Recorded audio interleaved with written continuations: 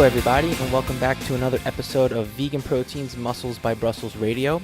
My name is Giacomo. And I'm Danny. And this is our 13th episode.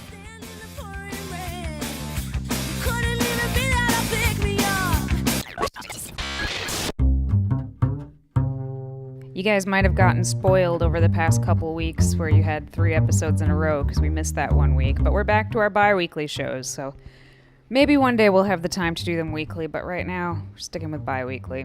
Yeah, it was kind of fun, though, putting out one episode after another. I mean, I should talk, though. I don't do the sound editing. Yeah, I'm the one sitting in front of the computer for hours editing these, so. Yeah, I shouldn't laugh about that. So the last couple weeks we did the New England Veg Fest, which was in Worcester, Mass.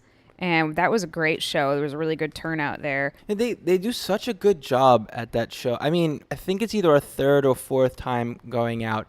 And not only have they expanded as far as the space goes, the attendees, I mean, there's just more and more people coming out, which in and of itself is a good sign. It's just a really exciting show to be at. Yeah, they do a really good job making it like a welcoming environment.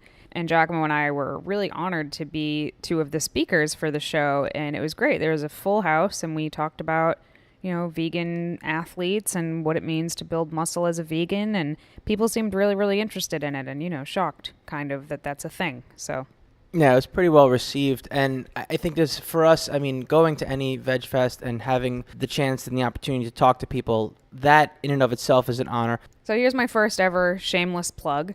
I released my first ever ebook this week, and it's all about flexible dieting as a vegan. I know that that's what Giacomo and I believe in. That's what we do. That's what so many of the athletes that I coach do. And people have a lot of questions about it. And even if you get the concept, not very many people understand how exactly they should do it for themselves. So I wrote a 100-page ebook that just step-by-steps you through how to figure out your own macros, how to hit those macros, how to time those macros around your workouts, et cetera, et cetera. And so far the feedback's been really good, that it's user-friendly and really accessible. So if you're interested at all, that's a thing, and you can check it out at VeganProteins.com. Another thing we wanted to tell you guys about today is to check out nonewanimallab.com. So right now, the University of Washington has just invested $123 million on building a new animal research facility. And it's just ridiculous where animal testing labs are shutting down all over the country because people are realizing that, 1, they suck, and 2, they're not nearly as helpful as people think they are because animals are not humans. And it's just absolutely ridiculous that in a place as progressive as Washington State, that they're thinking about building, that they're spending so much money, like an insane amount of money, on building a new animal testing lab. And we're very far from the Pacific Northwest at this point, but there's a great group of people out there working really, really hard to stop this from happening. So if you could check out nonewanimallab.com and just check it out, see what maybe you can do to help stop this from happening, that would be so awesome. Thank you. So today we're going to be talking about a topic that I see a lot on the internet, and I get a lot of questions like this, and it's basically to the tune of, well, I'm eating X number of calories every day, why am I not losing any weight? And there is an actual answer to that question. There is a logical answer to why that happens. And along with that, we're going to be talking about people who are dieting or working towards a specific physique goal, and then they reach it, and then it's like, well, what do I do now? So we're going to be talking about, reverse dieting, which we will get into explaining that a little bit later, and sort of why people get stuck and can't keep losing weight. And I think you have to look at the root of how people go about attaining these physique-based goals, right? You have people who are looking to lean out, and they wind up dieting down, eating fewer overall calories. And as their progress stalls, they eat less and less, figuring that that's the way they got there in the first place, then they just need to keep eating less. And then, of course, there's the afterward, after... And then, of course, there's after they hit their goal where they're like, all right, well, I'll just be good now and maintain this and, go somewhere afterwards. But looking at it in very simplistic terms like this isn't necessarily the best way to do it. I mean, there's so many more layers that we need to dig into to make sure that this is done right. And I mean, at its very core, what you just said is true. In order to get smaller, you need to eat less. And to get bigger, you need to eat more. So that is true, but a lot of people take that at face value and just, keep either hacking away at their calories or just tacking on to their calories. But for the purpose of this podcast, we're going to be specifically talking about losing weight, not building anything. So let's talk about what happens when you diet. And I'm talking about anybody. I'm talking about whether you do it smart or you do it dumb. This is what happens to your body. So when somebody comes to me and they say, I'm only eating 1,200 calories a day, why am I not losing weight? I mean, this is so common. You hear it all the time from people. I'm only eating this much and I'm exercising 5 days a week, but nothing is happening. Well, why is that happening? So a term that gets thrown around a lot in the fitness community is starvation mode. Like, oh, well, you're not eating enough, so you're going into starvation mode. And I kind of loathe the term starvation mode, honestly, because it kind of sounds like there's a switch in your body that gets flicked and suddenly you're in starvation mode. But I understand what people are trying to convey when they say starvation mode. Anytime you're dieting, anytime you're in a caloric deficit, whether that's small or large, your body will respond in many ways. The degree to which it responds depends on how steep that deficit is. But some things that happen are your metabolism actually adapts to your lower calories by doing things like keeping your body temperature a little bit lower, lowering your energy a bit, slowing down your digestive process, increasing your cortisol, decreasing some of your hormones like T3, testosterone, leptin. So basically, as you go into a caloric deficit, so many of your body's systems start to slow down. And the term starvation mode basically comes from the idea that your body doesn't care. Your body cannot differentiate between you wanting to see your abs in a bathing suit and you not having food because you're in a famine. So what your body is doing is trying to protect you and keep you alive by slowing everything down so that you can stay alive on very few calories. So it's actually your body finding a way to use the fewer calories that you're giving it as efficiently as humanly possible to keep you alive for as long as possible. And of course, the longer that you put your body in this position without making changes for your body to respond differently, the more and more intense it's going to get. Yes, I mean these symptoms, these effects of a caloric deficit will just keep getting more and more intense the longer you're dieting. Which is why this idea of, oh, well, I'm not losing weight, I'll just cut more calories. I'll just cut more calories. I'll just cut more calories. Will you lose weight? Probably. Will you lose weight as efficiently or optimally as you could? No, not at all. Because weight loss is not linear. You're not going to keep losing at the same rate because your metabolism and your body's functions and systems are slowing down more and more and more and more as you keep going. So the term starvation mode, I don't really like it because these things will happen even if you are in a 100 calorie deficit, which is like nothing. That's a very small deficit, but these things will still happen to a degree. So it's not like a switch is flicked or anything like that. This is your metabolism adapting to what you're throwing at it, which is fewer calories. So I prefer to call it metabolic adaptation. It's not necessarily metabolic damage, which is another really common term for this. Metabolic damage. It's not. Your metabolism is actually responding the way it should be responding to lower calories by adapting. So whatever you want to call it, this is what happens. And this is why you reach a point where your weight loss or your progress has, I don't want to say it's stopped, because your progress, as long as you're in a caloric deficit, your progress will not stop. You will keep losing. But it will slow down significantly.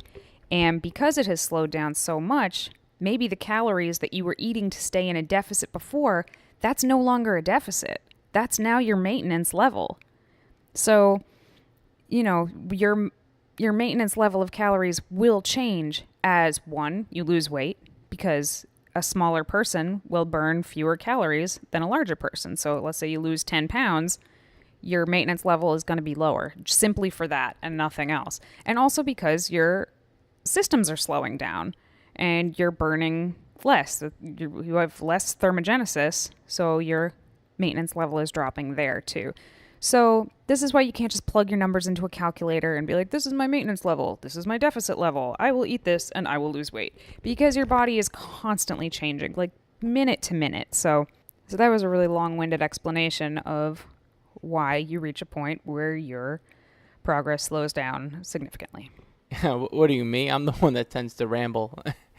Anyway, I think what Danny's basically just trying to say is that the longer that you diet down, the more of a chance your progress is going to stall, and you need to inevitably make some changes. And you also need to be aware of your body's changes if you're going to come out of it in a way that helps you instead of hurts you. So I'm sure some people are like, well, if I'm not supposed to just cut calories, what am I supposed to do?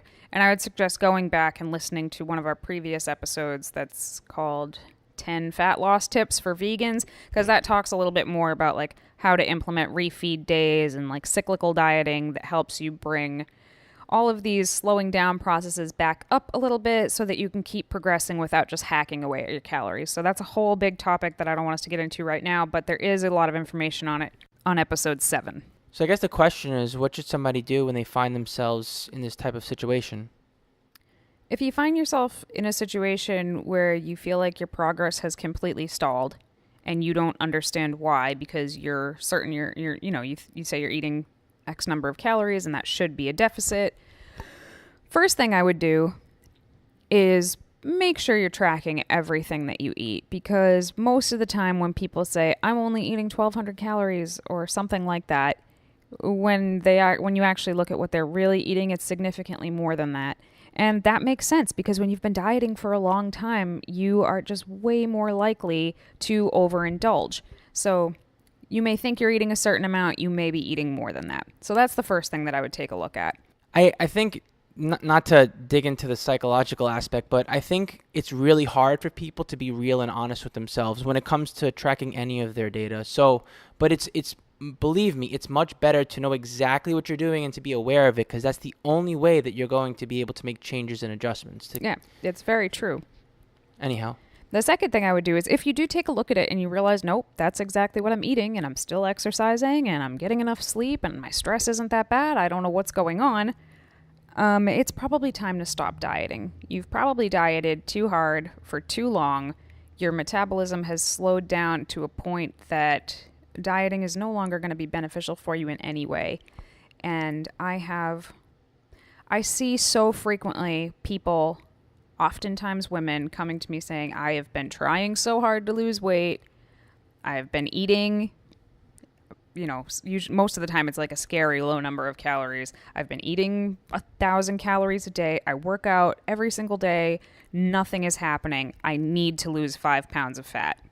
My advice as a coach is let go of that idea of losing 5 pounds of fat. You cannot diet your way out of a slow metabolism. It's not going to happen. You are not going to be able to focus on fat loss while you fix your metabolism and get that working efficiently again and increasing your metabolic capacity and eating more food. You're not going, it is very, very, very rare that you are going to be able to lose fat while you work yourself back up to a healthy metabolism. So that's something that you need to let the idea go right then. But you have to look at the big picture. What is more important to you? Losing 5 pounds of fat or having a healthy body? Because that's what it is. Well, on the flip side, in addition to having a healthy body, while you might not be losing fat, getting yourself out of a caloric deficit, by getting yourself out of a caloric deficit properly and gaining fat, you can gain way more muscle than fat, which in turn, believe it or not, will give you a much better look, or in other words, body composition. So, it's not necessarily a bad thing. And the other thing I'm thinking about is the fact that, for a lot of people, when you get real with them and you tell them, hey, maybe you're not at a spot. I know that you wanted to have this certain look by this certain time, whether it's for a competition or whatever. you shouldn't be doing it right now. That's a very tough pill to swallow. And I think, as far as I look at it, it's a matter of perspective. And this is really important here. People really have strong attachments when it comes to physique goals to achieving one goal, one look for one day or for one period of time. And it's rebounding and back and forth and back and forth. That's the way people look at it. And for us, I feel like it's more about gaining a fundamental understanding of having a body that you can be proud of for the long term, and that those results will be sustainable and they will improve over and over and over if you just look at the big picture. People that come to me and they're just not in a good place. They're not in a good place to be dieting at all. And when you tell people that, that's not what people want to hear. They don't, they want you to make them lean and fit and sexy by summer, no matter what. And sometimes that's not what you need to be focusing on. And, a lot of people will get turned off by that, and they'll go find somebody who's happy to starve them to death. But that's not me. So, again, you cannot diet your way out of a bad metabolism. You can't. So if you're in a place where your metabolism is unhealthy and you don't understand why it's working the way it is, take a step back. I mean, how hard have you been dieting? How long have you been dieting? It may be time to work yourself out of that. Yeah. All right. Well, the next thing to look at are those people who have reached their goals. I mean, let's take a look at competitors, for example. For this conversation's sake, we'll take a physique competitor of some sort, whether it's a bodybuilder or a bikini athlete, for example. Now, these individuals have dieted down, and regardless of how they got there, the fact of the matter is that they got there. Intensely dieted down. You need to remember that. Yeah. That's not like your average Joe Schmo dieting. That's intense dieting. So, I mean, that in and of itself is a major accomplishment to their willpower and their ability to continue down this road of fitness as a lifestyle, not just as checking off a competition on your bucket list. But how do these people, how do you continue to do this? So when talking about competitors, I mean, you can talk about anybody who's reached their physique goal, but to talk about the extreme side of it, we'll talk about competitors for a minute. Competitors they're jacked up by the time they step on stage. It's not something a lot of people want to talk about, but their insides are jacked. And by jacked, I mean their cortisol levels are through the roof. Their testosterone levels are in the toilet. They have no energy. They're dreaming about food all the time. They're freezing cold all the time. Am I making this sound like a lot of fun yet? Very, very cold, moody, sleepy. I could keep going. Anyway, the point is, these are all signs of their systems being slowed down so much, and just trying to preserve as much energy as humanly possible. And to a degree, anybody who reaches their physique goals, if your goal is to get leaner or lose weight or whatever, they're going to have these to some degree. So you reach your goals, you're happy with yourself, but this is not a state you can maintain. You do not want to continue eating at a caloric deficit, but you've also worked really freaking hard for this body, and you don't want to lose it overnight. So, what do you do? Well, here's the hard part, because believe it or not, how Danny was mentioning that it took an extreme amount of intensity to get there. To maintain and keep that body afterwards is actually going to be even harder. Yes. So what we're going to be talking about now is actually called reverse dieting. And I believe that it was our coach, Dr. Lane Norton, who coined this term reverse dieting. And it's specifically how to get out of these situations where you've been dieting, you don't want to be dieting anymore, but what do? You also don't make it like your diet never happened, which is what happens to most people, competitors being on the absolute worst end of that spectrum. There was that one time, the night after a bodybuilding show, when Giacomo gained 28 pounds, folks. He gained 28 pounds overnight. I saw it with my own eyes. Why did this happen? Aside from the water fluctuation after the competition, at this point from getting ready for the show, like Danny was mentioning, my insides were shutting down and preserving as much energy as possible. And what did I do after the show? I He went, ate his face off. yeah, pretty much, because I was, that was it. I hit my goal, and I'm like, all right, time to celebrate. I'm going to eat all the things that I wanted to eat when I was hungry, getting ready for the show, with no regard. And basically because his body was, had slowed down so much internally, he was primed for fat storage. So think about it. All of your fat storage hormones are really, really high. Your fat burning hormones are super, super low. Your hunger hormones are way up. Your fullness hormones are basically non-existent. That one night of binge eating, because essentially that's what it was. You're not going to gain a normal amount of weight from that. Your body has actually shifted to a point where it utilizes calories more efficiently. So instead of eating 5,000 calories, your body feels like it just ate 8,000 calories or something like that. Those are not exact numbers, so please don't take that. But basically, your body is using calories more efficiently than it was before, so you're primed for fat storage.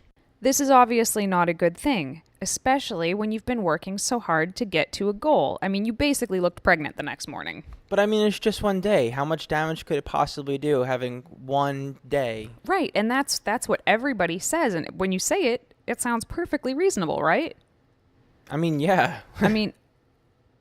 Almost anybody who has been in this situation and ended up eating a ton for the next day, which is most competitors have been in this situation at one point or another, where the day after your show, you just eat all the foods that you missed this whole time. And honest to God, that one day wrecks you. It wrecks you. It can undo, 8 weeks of dieting overnight. And this is why, stepping away from the competitors for a second, this is one of the many reasons that so many people who diet in America for competition, not for competition, just for their wedding or a vacation or just to be fitter, 85% of people gain that weight back within a year. And sometimes even more. And some people gain back more. And it's because, what do you do once you reach your goal? Reverse dieting is doing the exact opposite after you've hit your goal, which is basically, how you were slowly decreasing calories to reach your physique goal. Now you'll be slowly adding calories. And the reason for this is similar to, what we were talking about as metabolic adaptation. The same way that your metabolism adapts as you diet down, your metabolism adapts as you increase calories.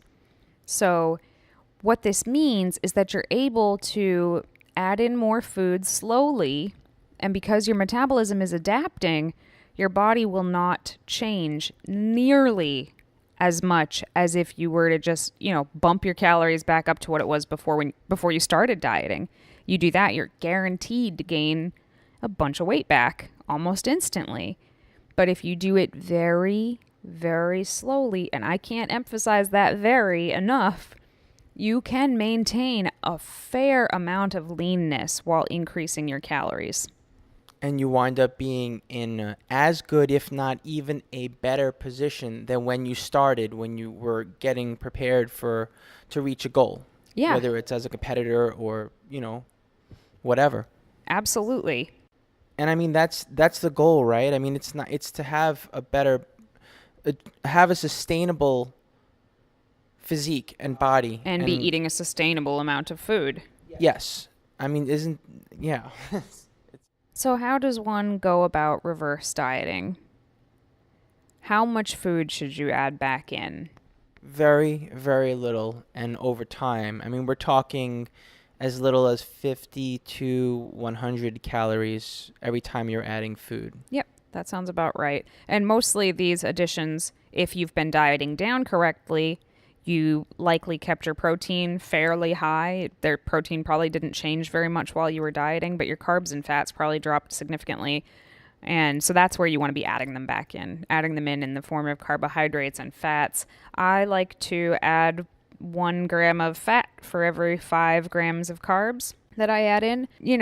Right after a competition, I would probably bump somebody up about 100 calories pretty much overnight, just right out of the gate.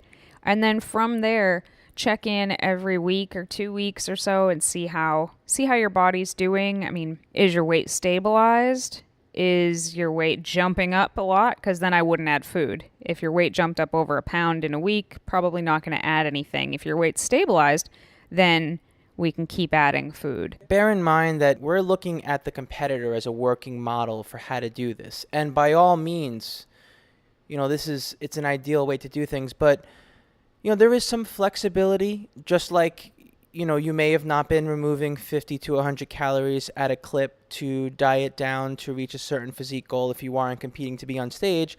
You can also be equally as flexible, basically, to reverse out of whatever goal you achieve. Well, I think basically what you're saying is the leaner you are, the slower you want to reverse out of it. The harder you dieted and the longer you dieted, which to me, competitors diet pretty hard for a fairly long time, the slower you want to add calories in. Sounds about right. Yeah, because your body is just more sensitive to those, to fat gain and fat storage. If reverse dieting is the key to maintaining a pretty lean physique while eating more food, why doesn't everybody do it? Because it's hard.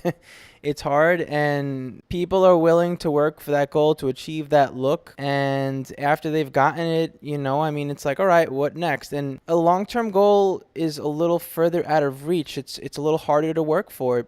It's a mental roadblock. Reverse dieting properly is so hard. It is so much harder than dieting for a show, believe it or not. I know that sounds crazy because you're actually adding more food rather than taking away from it. But like Giacomo said, when you have a final goal of stepping on stage or going on vacation or getting married, you have that end goal in sight.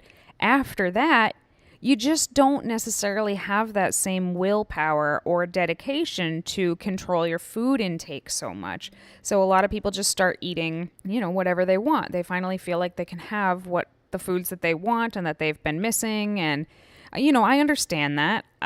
Reverse dieting I don't think anybody ever really does it perfectly. If they do, Giacomo and I are really, really going to nail this down this year, but we were about 90% last year. And even that was super, super hard. Just so difficult. So I understand why not everybody does this. And I understand why some people, they choose to right out of the gate bump their calories up by about 200, 300, and then start adding calories slowly after that. But when you do that, you just need to accept the fact that there is going to be some initial fat gain. And some people are totally okay with that. They don't need to maintain a stage lean body year round. And, I get that totally. And they don't want to be that hungry for the next month or two. So they add in more calories up front and then add them slowly afterwards. And that is still a valid way to reverse diet. It's just you need to expect there to be some fat gain right up front. So how do you know when you're done reverse dieting and you've reached your maintenance level for now? Because like we've said a million times, your body's constantly changing and your maintenance level of calories can constantly change as well. But generally speaking, I would say you've reached your current metabolic capacity, which is basically what reverse dieting is trying to increase. You want to be eating as many calories as possible without gaining weight. That's going to make any time you need to cut down in the future so much easier because you're not going to have to drop so low. But how do you know when you're done? Like, I don't need to add any more calories, Basically, when you reach the point that you are gaining weight every time you add calories, that's usually a pretty good sign that you have reached and you are done. So if you're not looking to put on muscle, you're not looking to go into a building phase, you can stop right there. Just stop there, hang out there for a while, and just monitor your body from time to time and see how it's going. Am I gaining weight? Am I losing weight? Every time your workout changes significantly, monitor from there. If you're looking to go into a building phase, by all means, continue reverse dieting as long as you want to. This is one of the best ways to make sure that the weight that you are gaining is muscle rather than fat because your caloric surplus is going to be so small. Yep, and the more muscle you build, the more calories your body will demand to maintain that muscle. So it's inevitable that you will want to eventually add something to your maintenance phase if you're exercising with the intention on building and maintaining your lean body mass. Because eventually, even if you want to stay where you're at, you will start losing weight. So if you want to kind of keep where you are, you might want to add a little if you start losing weight. Which is why it's so important to check in regularly. It doesn't have to be every week, but every other week, once a month, just check in, whether that's with measurements or photos or just standing on the scale, even though, the scale is just one tiny piece. It'll give you an idea of what direction you're going in at least. And to me, I like to look at reverse dieting as like a game. Like, once you get past the first month or month and a half of reverse dieting, it gets a lot easier because then you're eating like a human amount of food again. But at that point, it's like, oh yeah, how much food can I possibly get up to while maintaining this weight and this level of leanness? And to me, that was a lot of fun because I love to eat. So, I'm 5'7". I got up to about 144 pounds in the off season, and I was eating somewhere in the vicinity of 26 to 2,700 calories a day. And it was awesome. And it's made dieting down so much easier for this show. So, yep, it's pretty exciting, especially when you have been keeping track of your progress for a while, for a year or more, and you see how much you weighed and what your body looked like a year ago, and then you look at yourself now and you're reversing out and you find that you look even leaner and you weigh the same amount and you're eating more. I mean, that's pretty exciting. Yeah, to me that's like winning in all the ways. Like, oh my god, I'm eating more food, I look better, my waist is smaller, I weigh the same. Win, win, win, win. So although it is really, really difficult, and I can't overstate that enough, I have not had a client yet who's had an easy time doing this, self included. It's definitely difficult. It is so very, very worth it if you've worked really hard to get to your goal and you want to hang on to it. Why work so hard for something if you're just going to let it go? Like as soon as you get there. It's worth putting the time in. And it's so important to have this plan in place before you get there. You need to have this plan in place before you get there because if you don't, it's going to be almost impossible to do from the get-go.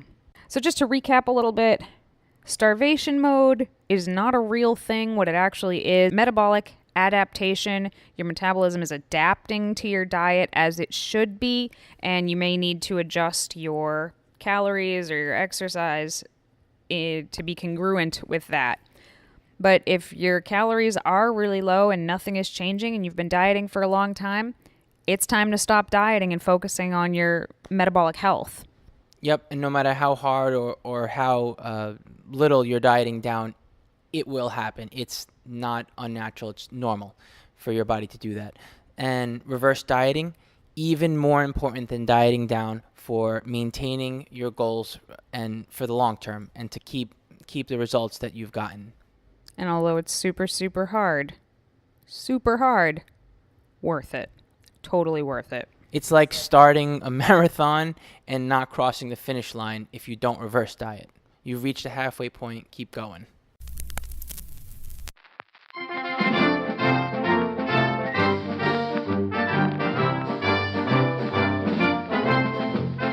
Moving on to our product review segment for this episode, which is for Fit Quick Performance Protein waffle and pancake mix in the pizza style flavor, which, by the way, it's freaking awesome.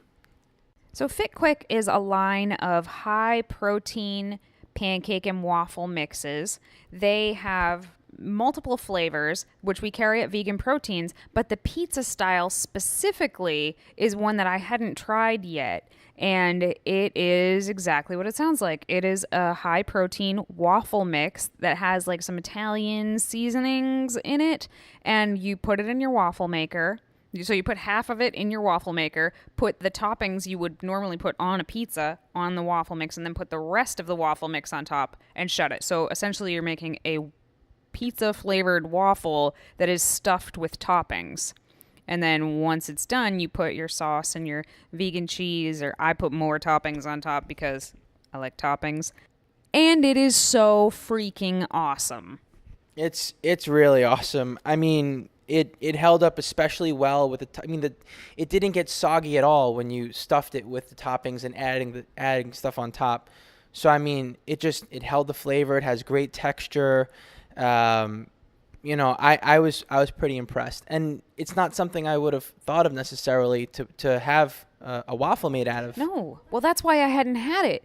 Is because they have other flavors like vanilla, double chocolate brownie, Java chip. To me, when I hear those, I think, oh, that would be good in a waffle. But when I hear pizza style, I just don't go waffle in my head. But Lacey Davis, I actually heard review this product on Holly and Lacey's podcast called Rise and Resist. It's a really fun one if you haven't checked that out.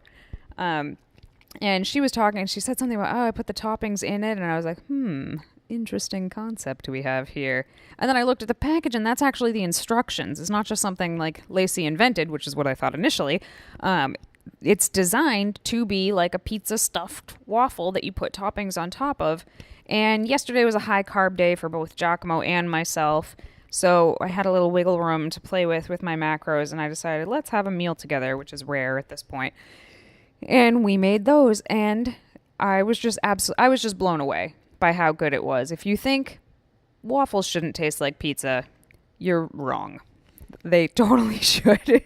So if you haven't given that a shot and you're a pizza person, totally check it out. It's really, really good. And the macros on it are fantastic. Who isn't a pizza person? Nobody. Exactly. And the nutrition facts on it are pretty good too. Let's see if I remember this correctly. Is 4 grams of fat, 20 grams of carbohydrates, and 22 grams of protein per waffle. And 7 grams of fiber. Yes. So, I mean, it's really, really good. So you can dress that up or down however you want, really, to fit your macros. I actually had it again today, which is a low-carb day, and my regular low-carb days, they're just pitiful. But I was still able to fit this waffle in there. I changed the toppings up a little bit, but, even on a low-carb day, this was still something that was totally appropriate for me to have post-workout, and it was awesome.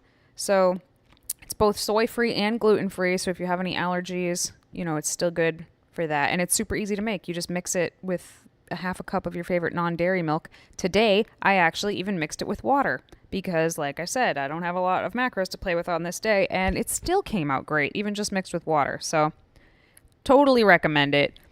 Fit quick, performance protein mix, lots of different flavors, but totally try the pizza one.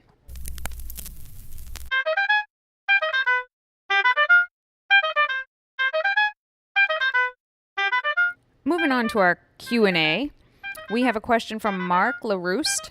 If there's still time for a question, it's how to meal prep on a budget. How to meal prep on a budget. Well, I'd be looking for foods that give you the most caloric bang for your buck and that are also somewhat easy to prepare. So a couple things that come to mind to me immediately are items like rice, beans, things that will keep in your pantry that are easy to prepare in large batches and that will last and give you a whole lot. I mean, you're going to get some carbohydrates and some protein out of that right there. You can also go and add some tofu to your meal prep.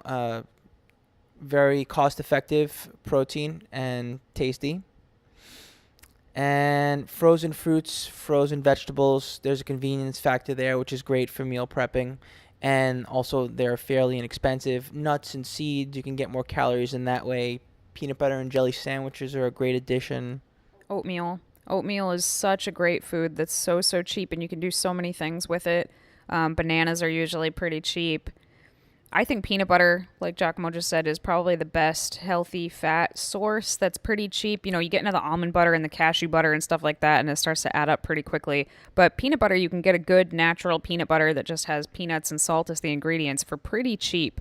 In some places, you can even get it in bulk. So Potatoes, too. Oh, God, potatoes and sweet potatoes. So good, so cheap. Those are awesome. As far as like a protein source goes, like a protein source, a lot of places you can buy tofu in bulk. So, like, obviously Whole Foods is pretty much the most expensive place you could possibly go grocery shopping. But if you get some of their, like, 365 brand tofu and buy it by the case, you get a 10% discount off that, and it actually starts to become affordable. And as we've mentioned in other episodes, you can freeze that tofu, and it gives it, like, a meatier texture, and that'll make it last longer, too. Also, making your own seitan out of Vital Wheat gluten is such a great way to get a high protein food for so little money. I mean, it's a little time intensive to make it, especially when you're making it in big batches like we do, but it's absolutely worth it if you're looking to save some money. Pennies on the dollar for protein, and it keeps really well too. Next question is from Facebook, and it's an anonymous one. Embarrassing question here. Me and my husband are eating way more veggies now that we are tracking what we eat. We are now dealing with a lot of bloating and gas. Is there any vegan product you can recommend for this? Before, we would take Gas-X, but that's not an option as vegans. Thanks.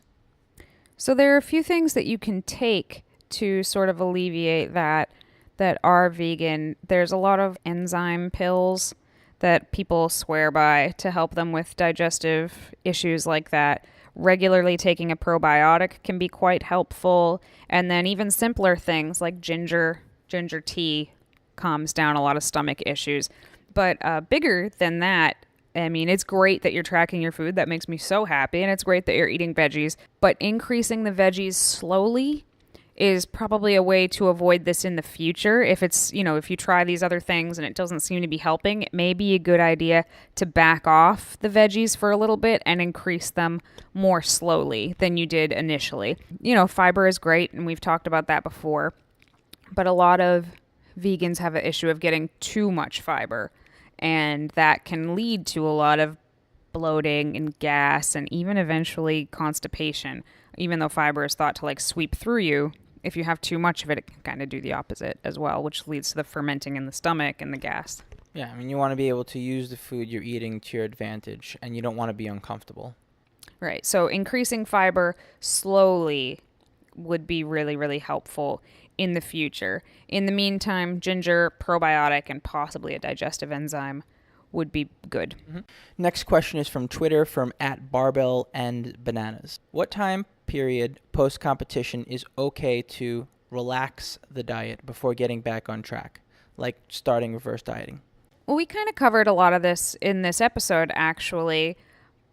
But in my opinion, the night of your show, after it's over, go out and have a meal with your family. Enjoy that meal, have what you want, do not binge, and then I would hop right back on track the next day. Like we talked about, even taking a full day off from your diet, first of all, that usually leads to binging for most people. So bear that in mind. If you really and truly believe that you are the type of person who right after a competition can do all right with intuitive eating for a day, take the day. But I believe that to be an extremely small percentage of people that are capable of doing that. So I would suggest hopping right back on track the next day, because your body is just so primed to do all sorts of things you don't want it to do the day after a competition. Even more so if you played with a lot of factors like carbohydrates and sodium and water, did any sort of diuretic or anything like that. You're just setting yourself up for failure if you take more than that evening off from your diet. And even like Danny said, to reiterate, not binging that evening should be a sensible meal. Yeah, go out and have them, go out and get a veggie burger and fries or something like that. I'm not saying you have to eat the healthiest meal ever. I'm just saying go out and have a normal portion of food. That's something that you want.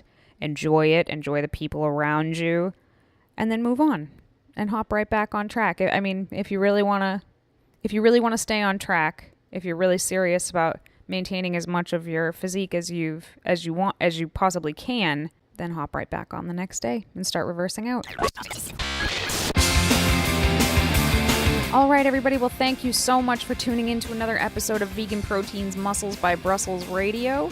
Feel free to get in touch with us on Facebook, Instagram, or Twitter at VeganProteins.com with any questions. We look forward to answering them. And if you enjoy listening to our podcast, please consider writing us a review on iTunes or wherever you are listening to it. It really does help us reach more people. Thanks so much for tuning in, guys. I'm Danny. And I'm Giacomo. And we will talk to you in 2 weeks.